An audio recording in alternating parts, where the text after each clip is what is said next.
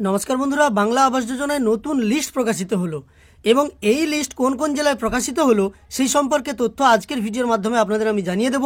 আপনারা এখানে একটা অনস্ক্রিন লিস্ট দেখতে পাচ্ছেন, যেখানে প্রথমেই লেখা আছে সিরিয়াল নম্বর, তারপর আছে ডিস্ট্রিক্ট, তারপর আছে ব্লক, গ্রাম panchayat, village, financial year, reference ID, beneficiary name, father অথবা husband name, name as per Aadhaar এবং name as per bank account. পুরো তথ্য এখানে কিন্তু ডিটেলসে দেওয়া আছে এবং রিমার্কসের ঘরটা বর্তমানে খালি আছে। এটাও কিন্তু একটা প্রভিশনাল লিস্ট।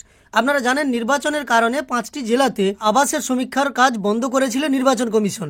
কোন কোন জেলা আপনারা একবার দেখে নেন। কোচবিহার, আলিপুরদুয়ার, বাঁকুড়া এবং পশ্চিম মেদিনীপুর জেলার সঙ্গে জলপাইগুড়ি ও উত্তর 24 পরগনার অন্তর্গত যে 3 বিধানসভা এলাকায় উপনির্বাচন, সেখানে আবাস প্রকল্পের কাজ উপনির্বাচন নাম এটা পর্যন্ত বন্ধ রাখতে হবে, এটা কিন্তু জানানো হয়েছিল।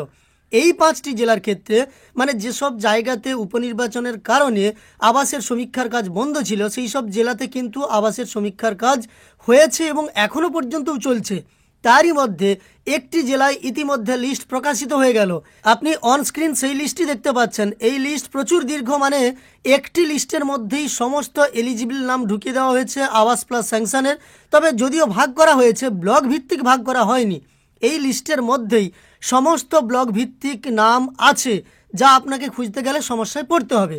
কোন জেলায় নাম প্রকাশিত হলো, কিভাবে লিস্ট প্রকাশিত হয়েছে সেই সম্পর্কে এবং এই লিস্টের মধ্যে কোনো সমস্যা আছে কিনা, সব কিছু তথ্য আজকের ভিডিওর মাধ্যমে আপনাদের আমি জানিয়ে দেবো। আপনি যদি এই 5টি জেলার মধ্যে হয়ে থাকেন, তাহলে এই ভিডিওটি অবশ্যই শেষ পর্যন্ত দেখতে থাকুন। আপনি তবেই বুঝতে পারবেন যে কিভাবে আপনি লিস্ট দেখবেন আপনার জেলায় এবং লিস্টে কিভাবে আপনার নাম খুঁজে পাবেন সেই সংক্রান্ত নানান তথ্য। তো চলুন ভিডিওটি শুরু করা যাক।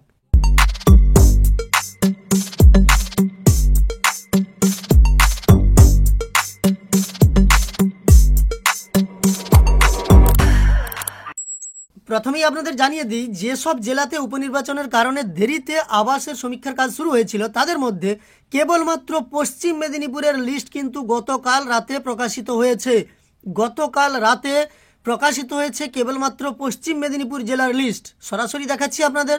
তার জন্য আপনি নিজে দেখার জন্য গুগলে চলে আসবেন এবং সার্চ বারে টাইপ করবেন পশ্চিম মেদিনীপুর লিখে, এবং যখনই সার্চ করবেন দেখতে পাবেন প্রথম ওয়েবসাইটটা আপনার কাছে চলে আসবে paschimMedinipur.gov.in। এই ওয়েবসাইটের ওপর আপনি ক্লিক করে নেবেন। এখানে ক্লিক করার সঙ্গে সঙ্গে আপনার কাছে জেলার ওয়েবসাইটটা খুলে যাবে এবং প্রথমেই দেখতে পাচ্ছেন প্রভিশনাল লিস্ট অফ SRH 2024, অর্থাৎ শর্ট ফর্মে 24 লেখা আছে, নিউ বলে লেখা আছে। তো এর ওপর আপনি ক্লিক করে নেন। এর ওপর ক্লিক করার সঙ্গে সঙ্গে আপনার কাছে পরবর্তী পেজটা ওপেন হবে, যেখানে আপনি দেখতে পাবেন প্রভিশনাল লিস্ট অফ SRH 24 এবং এই জায়গায় দেখুন বাংলায়ও লেখা আছে গ্রামীণ আবাস যোজনার নিরীক্ষণ 2024 তালিকা অস্থায়ী। অর্থাৎ প্রত্যেকটি জেলার ক্ষেত্রে যেভাবে প্রভিশনাল লিস্ট বা অস্থায়ী তালিকা বেরিয়েছিল, পশ্চিম মেদিনীপুর জেলার ক্ষেত্রেও সেই লিস্ট বেরিয়েছে। এইখানে আপনাদের আমি পরপর দেখাচ্ছি। দেখুন, এলিজিবল ইনএলিজিবল, অর্থাৎ যোগ্য অযোগ্য আলাদা আলাদা ভাগ করা আছে। প্রথমে যোগ্য দেখতে পাচ্ছেন আবাস প্লাস স্যাংশন, তার যোগ্যদের তালিকা আছে। তারপর দেখুন এইখানে আবাস প্লাস স্যাংশনদের অযোগ্যের তালিকা আছে। এবার দেখুন গ্রিভেন্স, সোর্স গ্রিভেন্স, অর্থাৎ মুখ্যমন্ত্রী পোর্টালে যারা অভিযোগ জানিয়েছিলেন বা নানানভাবে অভিযোগ জানিয়েছিলেন, তাদের মধ্যেও এলিজিবল বা যোগ্য আছে, ইনএলিজিবল বা অযোগ্য আছে। তারপরে দেখুন এইখানে আছে ডাটা সোর্স কোর্ট কেস, অর্থাৎ আদালতে যারা এই নিয়ে মামলা করেছিলেন তাদের মধ্যে যোগ্যের তালিকা আছে, অযোগ্যের তালিকা আছে। তবে একটি ক্ষেত্রে অসঙ্গতি আছে, সেটা দেখাচ্ছি। তার আগে দেখুন এখানে যোগ্যের তালিকা আছে রেমাল কিংবা ফ্লাড এফেক্টেডের ক্ষেত্রে, আবার অযোগ্যের তালিকাও আছে রেমাল কিংবা ফ্লাড এফেক্টেডের ক্ষেত্রে। কেবলমাত্র আবাস প্লাস PWL, এই PWL কথার অর্থ আপনাদের আমি আগের ভিডিওতে জানিয়েছি, পার্মানেন্ট ওয়েটিং লিস্ট।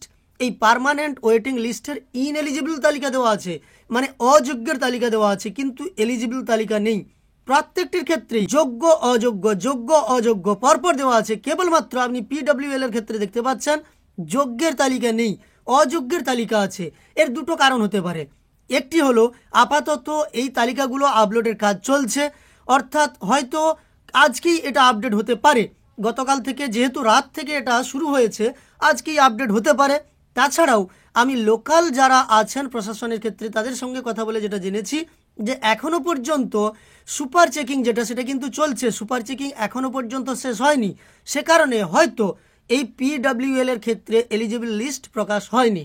তবে যখনই ব্লক অফিসে লিস্ট টাঙানো হবে তখন এই পিডব্লিউএল বা পার্মানেন্ট ওয়েটিং লিস্টের এলিজিবল লিস্টও দেওয়া উচিত। হয়তো এটাই হতে পারে যে আপাতত তালিকা যা আপলোডের কাজ চলছে এবং কিছু সুপার চেকিং চলছে, সেই কারণে এই জায়গাতে পিডব্লিউএল এর এলিজিবল তালিকাটা আপলোড এখনো পর্যন্ত হয়নি, হয়তো হয়ে যাবে। তবে আমাদের নজর অবশ্যই থাকছে এই লিস্টের ওপর। অন্যান্য জেলার ক্ষেত্রে জানিয়ে রাখি, বাঁকুড়া কিংবা যেসব জেলাতে নির্বাচন হয়েছিল প্রথমেই আপনাদের দেখিয়েছি, কোচবিহার ইত্যাদি জেলাতে এখনো পর্যন্ত লিস্ট ওয়েবসাইটে প্রকাশিত হয়নি, কেবলমাত্র পশ্চিম মেদিনীপুর জেলার ক্ষেত্রে প্রকাশিত হয়েছে। আরেকটা সমস্যা তৈরি হয়েছে, অন্যান্য জেলার ক্ষেত্রে আমরা দেখেছি ব্লক ভিত্তিক কিন্তু লিস্ট ভাগ করে দেওয়া হয়েছে, আর এখানে একটি লিস্টের মধ্যেই কিন্তু বিভিন্ন ব্লকের তালিকা দেওয়া হয়েছে এবং মেশামিশি। অর্থাৎ আপনি এখানে যদি দেখেন দাসপুর 1 এই ব্লকের তালিকা শুধুমাত্র যে এইখানেই দেওয়া হয়েছে তা নয়, আবার আপনি চলে যান, আবার কিছুটা গেলে আপনি দেখতে পাবেন এই লিস্টের মধ্যেই দাসপুরের তালিকা আবার দেওয়া হয়েছে। তো এইভাবে তালিকাটা মিশিয়ে আছে এবং টোটাল ফাইলটা খুব সম্ভবত 280 MBর, মানে খুব বড় ফাইল, যে তালিকা থেকে আপনার নাম খুঁজে পেতে খুব সমস্যায় পড়তে পারেন আপনি। তবে আপনার কাছে এইটুকু জানানো যে হয়তো এই তালিকা পরবর্তীকালে সংশোধন হবে বা আপাতত আপলোড করা হয়েছে, পরে এই তালিকাতে ঠিকঠাকভাবে আপলোড করা হবে, তারপরই হয়তো ক্লিয়ারলি আমরা সব কিছু দেখতে পাবো। আপাতত আপনি যদি নাম খুঁজতে চান আপনার নাম আছে কিনা, তার জন্য এই যে উপরে দেখতে পাচ্ছেন সার্চ বাটনটা আছে, এখানে এসে আপনি আপনার নামটা লিখে দিবেন এবং লিখে দেওয়ার পরে সার্চ বাটনের উপর ক্লিক করবেন। যদি আপনার নাম থেকে থাকে তাহলে এইখানে দেখিয়ে দেওয়া হতে পারে, না হলে একটু অপেক্ষা করুন, কয়েকদিনের মধ্যেই ব্লক অফিসে এই তালিকা টাঙানো হবে।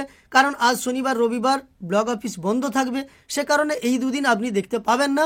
আগামী সোমবার থেকে হয়তো তালিকা টাঙানো হবে, যদিও এই ব্যাপারে সঠিক কোনো তথ্য আমার কাছে নেই যে কবে ব্লক অফিসে আমাদের এই তালিকা টাঙানো হবে। তথ্য এলে অবশ্যই আপনাদের সঙ্গে শেয়ার করব। অন্যান্য জেলার খোঁজ আমিও রাখছি, আপনারাও রাখুন। যদি অন্যান্য জেলার ক্ষেত্রেও এইভাবে তালিকা প্রকাশিত হয়, মানে যেসব জেলাতে নির্বাচনের কারণে বন্ধ ছিল, অবশ্যই ইনফরমেশন আমাকে জানাবেন। আজকের ভিডিওতে এইটুকু তথ্য দেওয়ার ছিল। আপনি তালিকা চেক করে দেখুন আপনার নাম আছে কিনা, কমেন্টে জানিয়ে দেবেন। তথ্য যদি আপনার উপকারে এসে থাকে তাহলে একটি লাইক করে আমাদের উৎসাহিত করার সঙ্গে সঙ্গে এই ধরনের তথ্য আরও পাওয়ার জন্য এই চ্যানেলের সঙ্গে যুক্ত থাকতে চ্যানেলটিকে সাবস্ক্রাইব করে পাশে থাকা নোটিফিকেশন বেল আইকনটাও অল করে রাখবেন। এই ভিডিওটি শেষ পর্যন্ত দেখার জন্য অসংখ্য ধন্যবাদ।